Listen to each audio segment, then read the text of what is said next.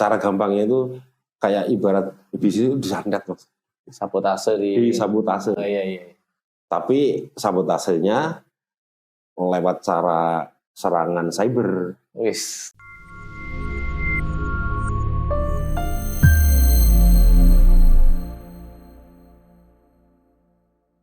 Ya, oke teman-teman semua, ini adalah podcast pertama kita, yaitu Voice the Solution of Ummah. Ini adalah podcast yang kemudian kita usahakan dan kemudian kita undang narasumber-narasumber yang tentunya luar biasa di bidangnya. Dan bersama kita sekarang ada Bapak Rahmat Aji Setiawan, yang mana beliau adalah founder G-Media. Nah, nanti kita akan lebih dekat perkenalkan beliau, siapa beliau, apa kiprahnya, dan sebagainya. Dan kita akan banyak tanya-tanya tentang bidang beliau, khususnya di bidang bisnis. Nah, bagi teman-teman yang mau membuka bisnis, atau bagi orang-orang yang sudah terjun di dunia bisnis dan masih pemula, bisa nih kita simak bareng-bareng apa tips-tips dari beliau, dan kemudian apa yang bisa kita pelajari dari beliau. Oke, Pak Rahmat Aji, sehat kabarnya Pak? Alhamdulillah. Nah, mungkin bisa diperkenalkan sedikit Pak tentang profil Bapak Rahmat pada audiens teman-teman kita ini. Baik, mungkin langsung nama saya Rahmat Aji Setiawan lengkapnya. Saya tinggal di Jogja. Kebetulan ini sebagai narasumber, lalu kemudian punya beberapa usaha. Salah satunya tadi yang disebut Mas host ganteng kita, G-Media itu provider internet. Tapi ya, kalau sekarang posisinya udah nggak aktif di sana Mas Guran. Oh, iya. Sekarang itu saya kesibukannya justru lebih ke di holdingnya. Jadi namanya Infinity Global Inovasi. Oh, itu induknya berarti ya? Induknya sekarang jadi induknya, betul. Iya. Dimana si IGI ini, saya nyebutnya IGI ya, itu ya mungkin sekitar 9 perusahaan yang ada di naungan IGI ini. IGI ini ada 9 perusahaan. Iya, kurang lebih. Oh. Dan G-Media termasuk salah satunya berarti. Salah satunya, betul. Oh, walaupun awalnya mungkin dari G-Media ya Pak ya? Betul. Awal saya merintis usaha itu ya G-Media itu.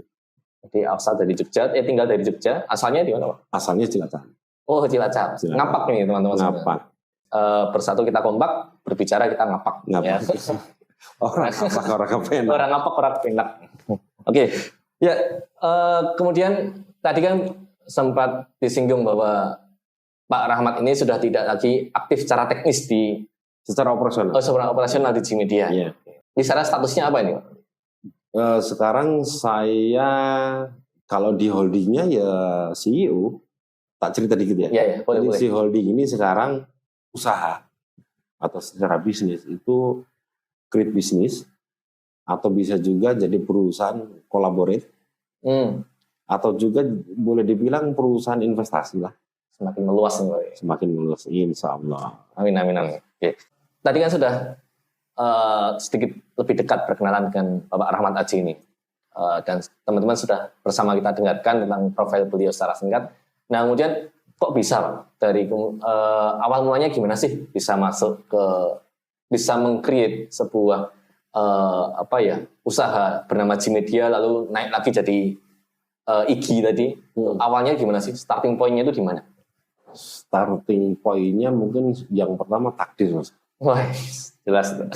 Karena udah kejadian. Iya, betul. Itu takdir. Tapi awalnya saya kerja. Dulu itu kerja di provider internet. Oh, kerja dulu? Kerja, lalu kemudian waktu itu mungkin, kalau boleh saya bilang, ada momentum, ada kesempatan. Yang akhirnya saya buka provider internet sendiri gitu. Kalau boleh tahu momentumnya apa itu? Momentumnya waktu itu ada salah satu pelanggan yang itu juga mungkin teman dekat ya, teman dekat saya. Dia ini kecewa, sama si provider yang X itu, yang waktu itu saya kerja itu. Cuman unik tuh, kecewa, dia pengen keluar dari Tidak berlangganan lagi. Tidak berlangganan lagi. Iya. Tapi maunya tetap saya yang ngurusin. Wih, sudah loyal berarti ya? Udah loyal. Mantap. Sudah, ya karena treatmentnya mungkin teman lah. Jadi kalau treatnya teman itu kan kemana-mana bersama, terus lebih apa ya, lebih enak gitu, Iya. lebih nyaman. Nggak sebagai penjual dan pembeli ya? Nggak sebagai penjual dan pembeli, nggak sekedar itu gitu. Iya. Jadi ada ikatan emosional yang kuat juga. Kan? Wah, ini ilmu sales ini. Oke, lanjut Pak. Lalu setelah itu saya waktu itu tahun 2008 itu mulai akhirnya yang awalnya saya oke lah tak ladeni lah. Yeah. Cuman karena si pelanggan ini waktu itu korporat besar kalau boleh saya bilang. Yeah. Terus akhirnya saya pun memutuskan untuk resign dari perusahaan lama karena nggak enak juga kan. Mosok saya melayani si perusahaan ini tapi saya juga masih bekerja di perusahaannya lama itu. Jadinya kan kayak main di dua kaki tuh. Main di dua kaki. Akhirnya saya memutuskan untuk keluar. Wah, bagus juga ini komitmennya. Iya. Yang menarik Mas, itu gini. Kebetulan saya kan waktu itu terakhir kerja itu posisi sebagai manajer sales. Oh, kalau sekarang berarti disebut orang selling ya. Orang selling. Iya. Orang penjualan. Iya. Kan? Kebetulan sebelum jadi penjual, sebelum jadi manajer penjualan itu, saya basicnya orang teknis. Oh, malah di teknis dulu? Malah di teknis dulu. Nah dari situ mungkin karena waktu itu si mantan bos saya itu melihat peluang saya ini karakter orang sing temennya banyak. Jadi waktu jadi teknisi itu teman-teman komunitas saya itu banyak. Komunitas teknisi. Kan kalau di dunia IT itu era-era itu banyak warnet, banyak perusahaan-perusahaan itu. Tahun berapa itu kira-kira? 2008. Sorry. 2003 mulainya. Mulai bekerjanya itu sekitar 2003. 2003 karena saya basicnya memang dulunya di warnet. Oh, pernah di warnet juga? Pernah di warnet juga sebelum kerja di provider internet. Dari bawah bener berarti ya? Bener. Bukan privilege yang langsung dimodali orang tua gitu ya? Nggak ada. Dari jaga warnet teman-teman semua. Dari jaga warnet, betul. Setelah itu terus teman-teman warnet banyak. Begitu saya kerja di provider internet, awalnya itu jadi teknisi. Jadi terakhir waktu di teknis itu jadi NOC lah.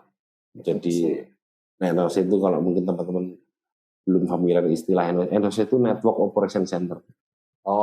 Yang tukang routing, nentuin bandwidth-nya berapa, internet kecepatnya berapa, yang ngatur-ngatur itu.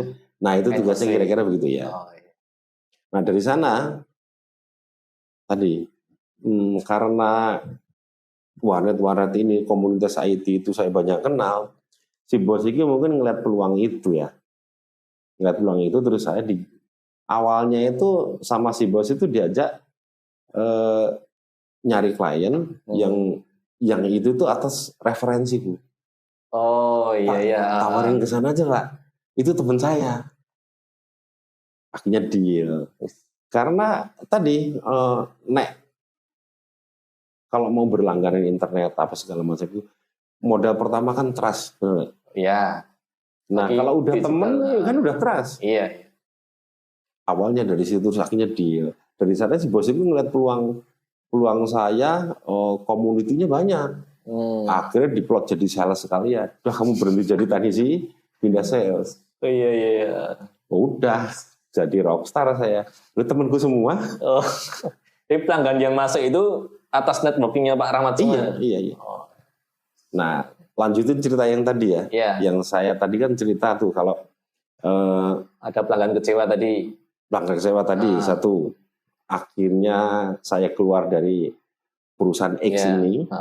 Terus dia itu waktu itu tak cariin bandwidth itu ke teman lagi. Ke provider lain yang rada skalanya itu multinasional. Tak beliin bandwidth dari situ, Saya yang kelola semuanya. Maksud semuanya itu secara network, secara internetnya, segala server-servernya gitu loh. Saya tetap yang kelola itu.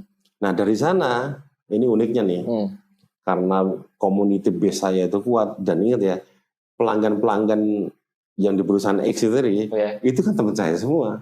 Oh iya. Begitu ngerti si ini keluar dari si perusahaan ini, teman-temanku yang lain protes. Pindah semua juga? Awalnya enggak, karena enggak enak juga kan sama bos, sama perusahaan lama. Mosok tak kukutir. Nah dari sana akhirnya hanya teman-teman deket kami aja yang akhirnya tak ladeni gitu loh, tak layani. Oh iya. Kalau nggak salah waktu itu ada 2 atau 3 lah. Ada tiga. Nah, ada 3 itu, terus lama-lama mungkin si perusahaan lama saya ini curiga. Kok ini 3 sekawan ini keluarnya berdekatan nih? Ada apa ini? Diinterogasi, dicari-cari, ternyata ketahuanlah kalau seolah-olah di belakangnya itu saya. Oh. Di belakangnya saya. Akhirnya setelah itu wajarlah sebagai manusia, mantan bos ini marah ke saya. Iya. Marah, terus akhirnya kami kalau teman-teman tahu istilahnya apa ya, cara gampangnya itu kayak ibarat bisnis itu disandat, Mas. Sabotase sabotase. Oh, iya. Tapi sabotasenya lewat cara serangan cyber. Wis, zaman dulu ada. Sudah. Enggak cuma akhir-akhir ini, Pak. Yang katanya hilang gitu. Iya. Aduh.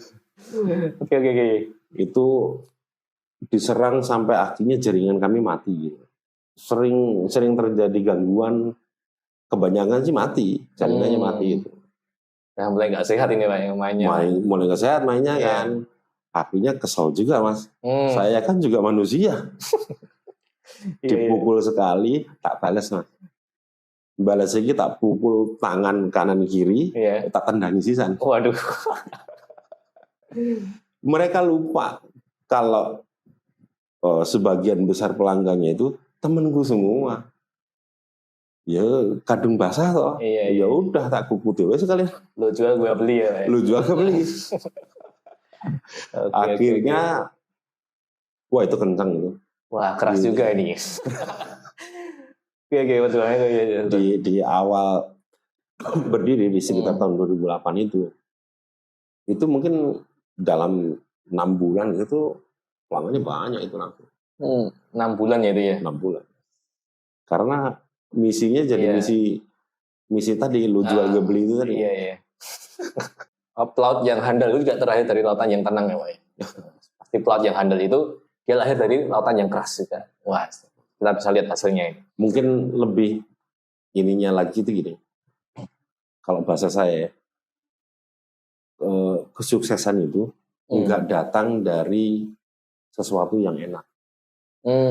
Sesuatu yang datangnya itu dari entah warisan, entah privilege. Iya. Pasti dari keadaan nggak enak. Atau kesuksesan itu kegagalan yang diperbaiki terus-menerus. Kesuksesan adalah kegagalan yang diperbaiki terus-menerus. Iya betul. Karena banyaklah cerita di awal-awal saya ini bangun usaha ini.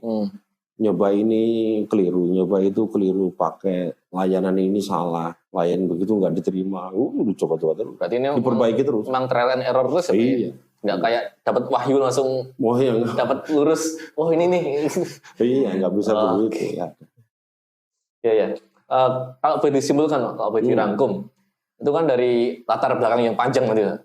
Itu kalau boleh dirangkum dalam beberapa kalimat atau sebuah topik kecil mungkin.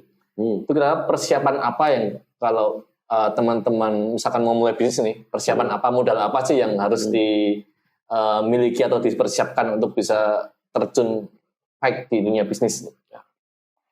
Mungkin dari cerita saya tadi itu bisa sedikit kita ambil kesimpulan itu gini. intinya kalau mau memulai sebuah usaha itu ada beberapa faktor sing menurut saya berdasarkan keilmuan dan pengalaman saya itu ada 3 faktor, Mas. 3 faktor. Yang pertama apa? Yang pertama itu kita mesti bisnisnya itu mesti sesuai passion. Bisnisnya sesuai passion. Oke. Sesuai passion. Jadi passion itu teman-teman tahu ya, passion itu sesuai kesukaan kita atau sesuai hobi kita. Kalau boleh, sebelum ini saya dapat sebuah insight. Katanya passion itu adalah berasal dari kata pasio, yang artinya sakit. Katanya sih. Itu secara istilahnya artinya adalah sesuatu yang kita tuh rela berkorban habis-habisan untuk sesuatu itu. Iya. Ya. Jadi harus sesuai itu tuh ya. Harus sesuai itu dulu. Jadi siap berkorban tuh ya. Siap berkorban, dan ketika kita melakukan itu, kita ini tadi siap berkorban. Lupa waktu kalau bro. Sampai lupa waktu, sampai benar-benar enjoy betul. Iya, enjoy banget. Melakukan itu tuh enjoy. Bayangin ya teman-teman atau Mas Gibran ya. Iya. Mau usaha yang itu tuh jauh dari passion atau dunianya Mas Gibran. Wah, berat. Berat kan? Contoh gitu. Mas Gibran hobinya apa? Saya desain. Iya. Sekarang Mas Gibran kalau hobinya kan desain. Iya. Sekarang katakan yang lagi happening bisnis apa? Kopi-kopian. Kopi-kopinya. Kopi shop. Gitu-gitu. Terus suruh bukan desain, ngeracik kopi. Lalu kemudian jual kopi. Nungguin orang datang di outlet kopinya itu. Betah nggak? Berat, Pak. Berat. Tapi kalau Mas Gibran katakan tadi, passionnya desain, habis itu terus terima orderan untuk bikin desain apa, misal cover buku kayak apa, kayak enjoy gak? Enjoy banget. Enjoy. Jadi syarat pertama nih, kalau mau milih bisnis, mau berbisnis apa itu ya, pertama itu cari bisnis atau berbisnislah di bidang yang sesuai passion. Sesuai passion. Itu yang pertama, Mas. Memulai bisnis di bidang yang sesuai passion. Pertama. Iya.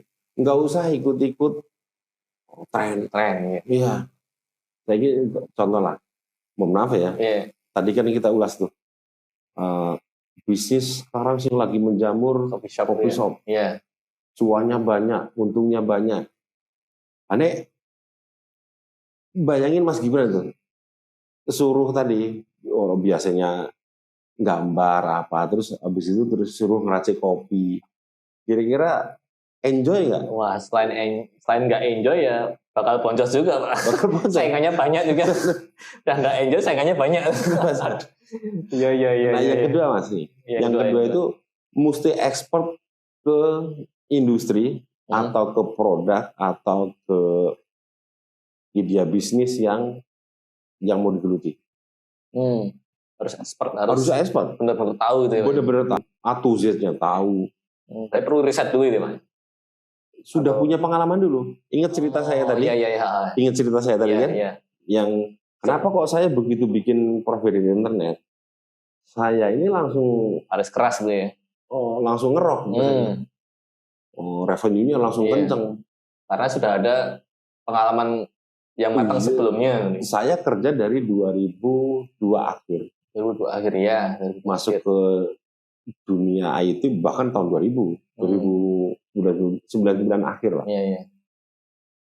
Tapi kalau di dunia provider internet itu mungkin mulai berkecimpung ya 2002. Terus akhirnya memutuskan keluar itu 2008 kan. Jadi saya punya ada 6 tahun ya. Saya 6 tahun. 6 tahun belajar 6 tahun. Belajarnya 6 tahun. Wah, itu kalau kuliah dah lulus itu harusnya. Udah S2. S2 ya. Keren. Iya. Udah master ya, magister berarti. Udah magister. Iya. Tapi bayangin nih, 6 tahun itu saya tahu betul seluk-beluk provider internet. Iya. Orang saya zaman dulu itu internet jangan dibayangin kayak zaman sekarang ya. Sekarang kan internet pakai optik, optik gitu. Dulu itu pakai wireless. Saya itu dulu biasa naik tower. Oh iya. Iya. dan bisa masang perangkat wireless di tower-tower itu. Teknis banget dia. Teknis banget ya, teknikal banget. Dan ngelotok betul perangkatnya yang baik apa, terus cara nyetingnya gimana. Lihat aja udah tahu spesifikasinya. Tahu, terus ngelotok wis. Lalu kemudian yang ketiga nih, tadi kan sesuai passion, sesuai expertise. Nah, yang ketiga tahu marketnya. Iya. Jadi mesti kita ini mesti tahu, kita ini kalau udah punya bisnis, punya produk, kita mesti tahu siapa atau harus dijual kemana ini produk. Si bisnisnya itu marketnya sih, yang mau beli siapa sih? Siapa yang harus kita tawarkan gitu ya? Siapa yang harus kita tawarkan? Kita itu mesti paham. Kalau produknya ada, jasanya ada, tapi nggak ada yang mau beli, sama aja. Bukan ada yang mau beli, kita nggak paham. Contoh. Mas Gibran pelukis. Misalkan pelukis, bikin lukisan itu jago lah. Memang bagus banget lukisannya. Bagus banget lukisannya. Yeming sekedar sing jenenge yang namanya orang melukis itu passion bukan? Passion kan? Iya. Kira-kira melukisnya itu dia expert nggak? Expert berarti kan? Yeah. Contoh ini aja deh. Siapa pelukis yang di Jalan Solo itu? Pak Afandi. Ya. Ya, Pak Afandi kan. Pak Afandi itu kalau ngomong passionnya melukis bukan? Iya. Melukis. Okay. Yang kedua nih, kalau ngomongin expertise tentang lukisan, tentang cara melukis, beli kanvasnya yang model gimana, kertasnya model gimana, expert nggak? Expert. Maestro kan. Nah, yang ketiga nih, yang menikmati lukisannya, hasil dari lukisannya, Pak Afandi-nya atau cucu-cucunya? Cucu-cucunya. Kenapa kok begitu? Mungkin Pak Afandi barangkali ya, saya juga nggak tahu. Mungkin karena belum menemukan marketnya pada waktu itu. Belum tahu, nggak ngerti caranya menjual mesti gimana. Cucunya yang menjual akhirnya. Iya, akhirnya bisa boleh dibilang begitu. Bisa jadi Pak Afandi waktu itu ingat dulu, ini yang saya jual kemana? Siapakah penikmat lukisan saya? Belum tahu waktu itu. Karena mungkin beliau melakukan juga dengan hati aja, jadi dengan hati aja. Iya. Makanya pengetahuan akan market itu penting banget. Itu bagi pebisnis ya. Beda kalau cuma mau melukis saja, ngelukis saja gitu ya. Ini konteksnya bisnis loh ya. Siap. Yang ketiga adalah tadi harus tahu siapa marketnya. Kalau dari cerita saya tadi di awal, waktu kita perkenalan. Iya. Kan pelanggan-pelanggannya waktu saya pas kerja itu teman saya semua. Sudah dapat marketnya Pak. Sudah dapat marketnya, udah tahu, dan banyak itu marketnya. Oh iya. Banyak itu waktu itu. Jadi begitu saya buka profil internet sendiri, ya gampang. Tinggal jalan aja kan. Iya dah. Nah itu Mas. Oke. Nah, jadi persiapan yang harus kita usahakan, harus kita siapkan ketika kita mau mulai bisnis. Yang pertama tadi harus sesuai passion dengan bisnisnya. Yang kedua adalah sesuai dengan expertise-nya. Iya. Yang ketiga sudah bisa menemukan marketnya, dapat marketnya gitu. Sudah tahu marketnya. Nah, kemudian misalkan ini kan persiapan dari dalam diri kita sendiri. Nah, kemudian kalau waktu kita sudah, kan tadi yang sebelum masuk bisnis ya Pak ya, sebelum mulai bisnis. Kalau kemudian kita sudah terjun nih di dunia bisnis tapi masih pemula, yang perlu diperbaiki dan perlu diperhatikan tuh apanya itu? Fondasinya tuh apa aja? Mungkin sebelum saya cerita detail mengenai itu, mengenai fundamentalnya sebuah bisnis itu gimana, kita mesti paham dulu bisnis itu apa. Jangan-jangan kita ini salah memaknai bisnis. Ternyata banyak miss di situ ya Pak ya. Saya lihat kalau melihat teman-teman atau di industri, di berbagai industri ya, kadang-kadang orang itu salah memaknai bisnis. Yang betul gimana Pak? Yang betul, jadi kalau yang namanya bisnis itu, secara definisi menurut saya, bisnis itu segala sesuatu yang menguntungkan. Yang kedua, yang mempunyai value. Punya nilai lah. Yang ketiga, harus bisa dikembangkan, itu bisnis. Harus bisa dikembangkan. Harus bisa dikembangkan. Menguntungkan. Harus berkembang intinya. Menguntungkan, punya value, bisa di scale up, dikembangkan. Bisa dikembangkan. Itu bisnis. Kadang orang salah kaprah begitu. Umpama kok dia ternyata ditanya, kamu bisnis apa? Bisnis kopi shop atau bisnis apa deh? Mas Gibran sebut angkringan mungkin. Angkringan, ya. Jangan angkringan, kekecilan mas. Kekecilan. Apa ya? Rumah makan aja. Rumah makan. Saya bisnis resto Padang. Resto ini gede. Iya. Gede memang di Jalan Magelang. Tapi restonya cuma kopi. Restonya cuma satu. Iya. Iya itu namanya bukan bisnis. Terus apa namanya itu? Dagang. Oh beda, dagang sama bisnis itu beda. Oh. Dagang kan sekedar jualan aja. Oh iya. Dan kebanyakan kalau dagang ya udah itu aja. Sebatas dapat untung terus sudah gitu. Ya sudah. Nggak ada pengembangan. Akhirnya sering kali saya lihat itu ya ngakunya bisnis tapi terjebak di zona nyaman. Merasa sudah cukup di usahanya itu, habis itu ya udah nggak dikembangkan. Itu berarti masih dagang mas.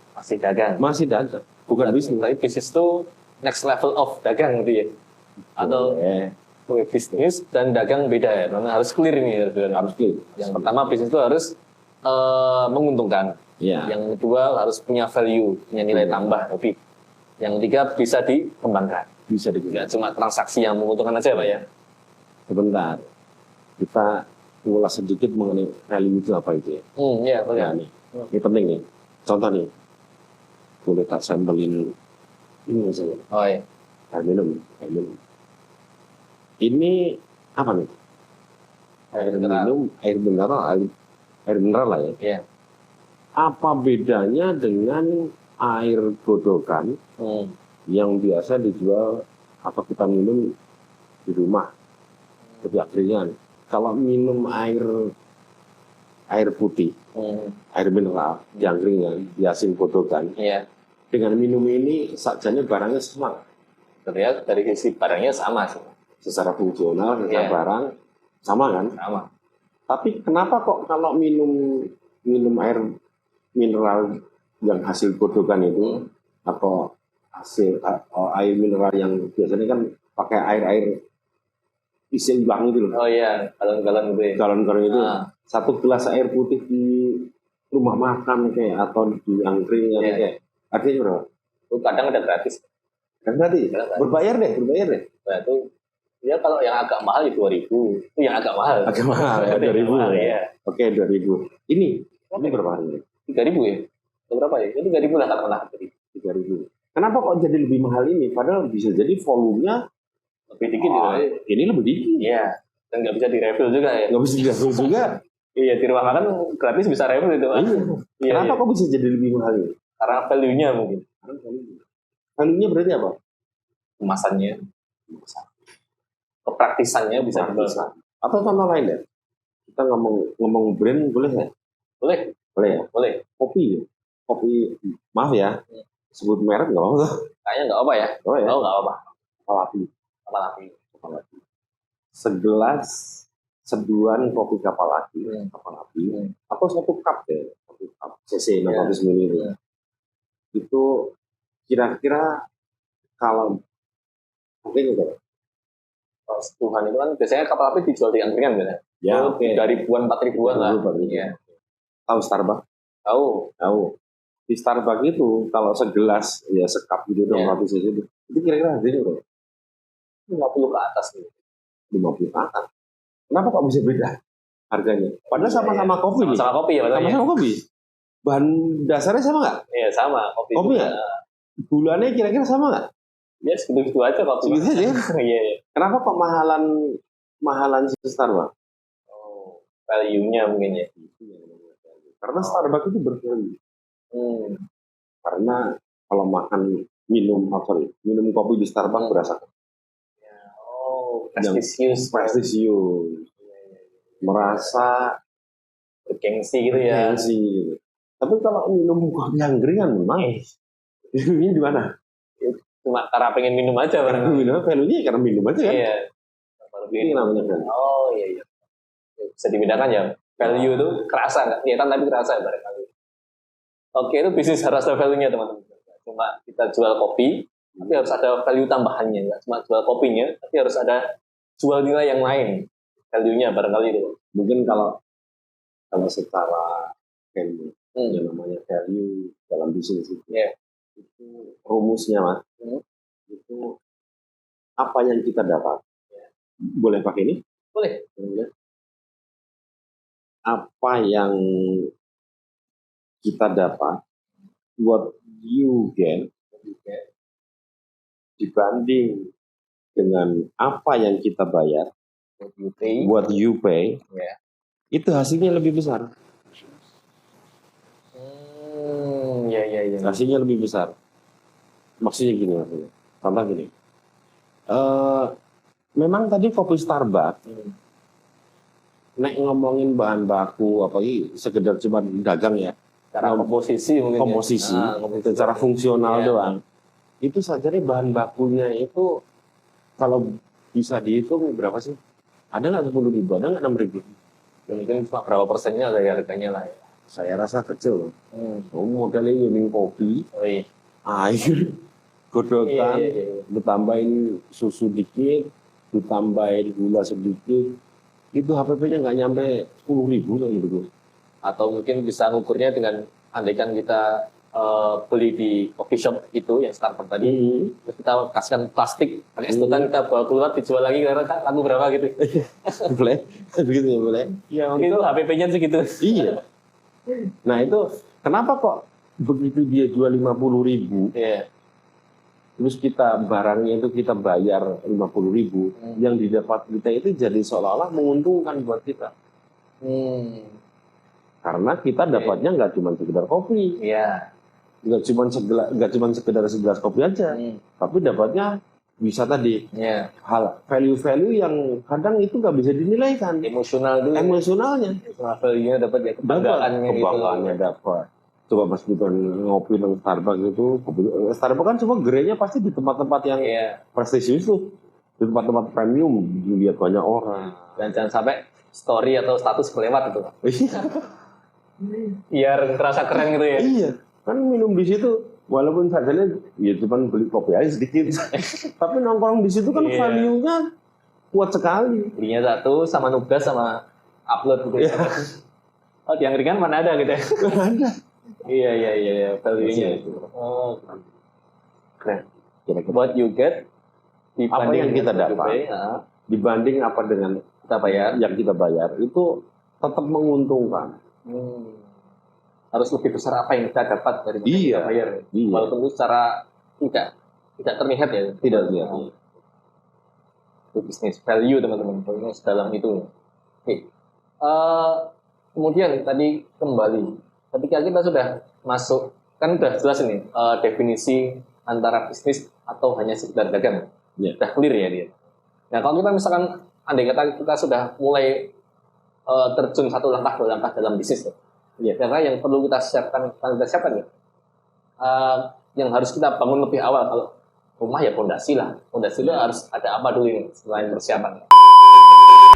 Bayangin saya itu 10%. Modal saya di 2008 itu kan 45. Oh enggak sekarang berapa? Aset saya modal saya. Sekarang ini.